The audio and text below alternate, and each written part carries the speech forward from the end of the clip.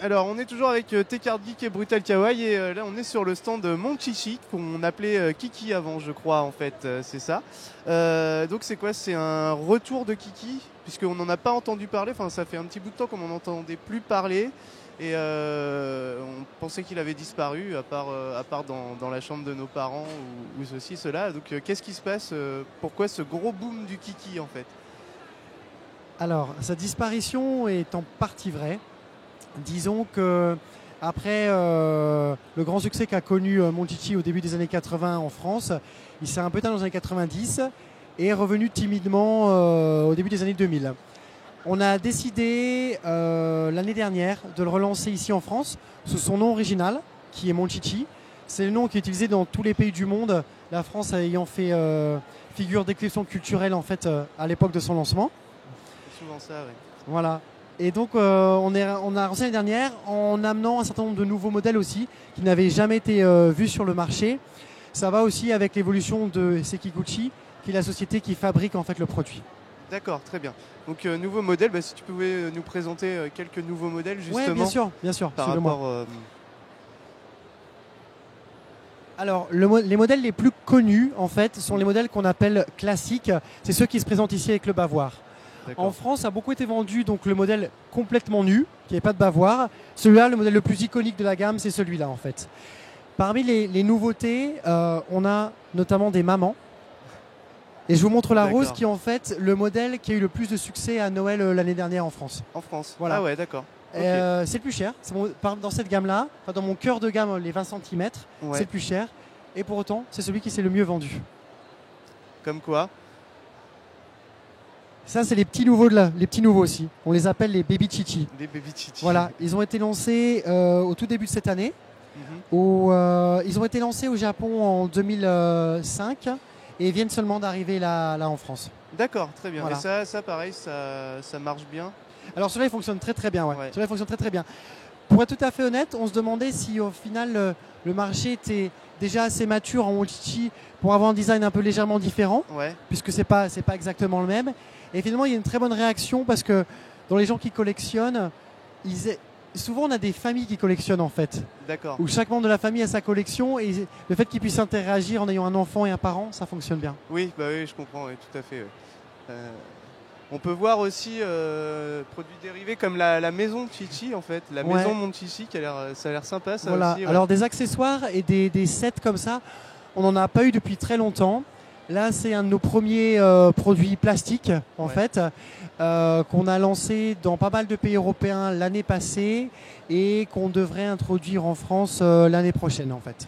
Pour pouvoir, pareil, trouver un foyer pour toute cette famille de Monchichi. C'est ça. C'est ça. Des produits en conception peut-être pour l'avenir, des nouvelles gammes.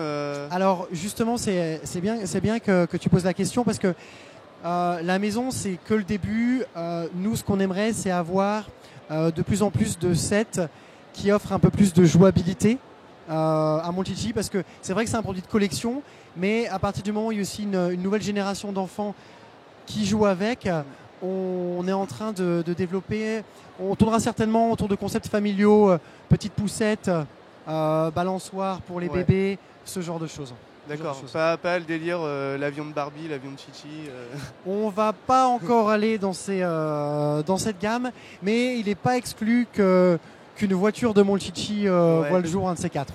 Ça peut être classe, une voiture de Monchichi.